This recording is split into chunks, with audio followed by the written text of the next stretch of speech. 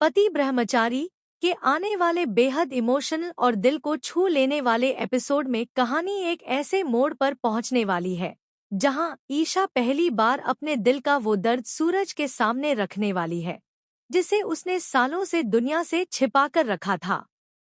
अब तक हमेशा मुस्कुराती रहने वाली ईशा के चेहरे के पीछे कितना बड़ा दर्द छिपा था, ये सच जानने के बाद सूरज पूरी तरह टूट जाएगा।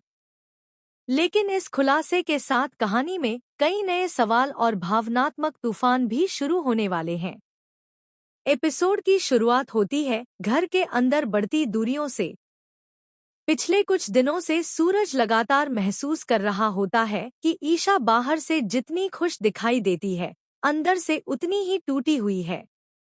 कई बार उसने ईशा से उसके दर्द के बारे में पूछने की कोशिश की, लेकिन हर बार ईशा बात बदल देती थी। दूसरी तरफ ईशा अपने अतीत की यादों से लगातार परेशान होती जा रही होती है। रात को उसे नींद नहीं आती। बार बार उसके पुराने जख्म उसकी आंखों के सामने आ जाते हैं।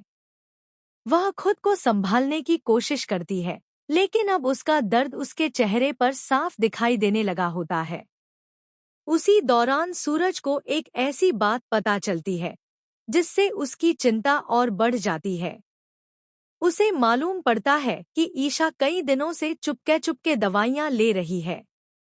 पहले तो उसे लगता है कि शायद ईशा बीमार है, लेकिन जब वह दवाइयों के बारे में पूछता है तो ईशा घबरा जाती है और बात छिपाने की कोशिश करती है। सूरज अब समझ जाता है कि ईशा उससे कोई बहुत बड़ा सच छिपा रही है, लेकिन वह गुस्सा करने के बजाय प्यार से उसका भरोसा जीतने की कोशिश करता है। यही बात धीरे धीरे ईशा के दिल को छूने लगती है। उस रात तेज बारिश हो रही होती है। घर की बालकनी में अकेली खड़ी ईशा पुराने दिनों को याद करके रो रही होती है। तभी सूरज वहां आ जाता है। वह बिना कुछ कहे चुपचाप उसके पास खड़ा हो जाता है। कुछ पल तक दोनों के बीच खामोशी रहती है। फिर सूरज धीरे से कहता है, हर इंसान के कुछ जख्म होते हैं, लेकिन उन्हें अकेले सहना जरूरी नहीं होता। सूरज की ये बात सुनते ही ईशा की आंखों से आंसू बहने लगते हैं। शायद पहली बार उसे एहसास होता है कि कोई सच में उसके दर्द को समझना चाहता है।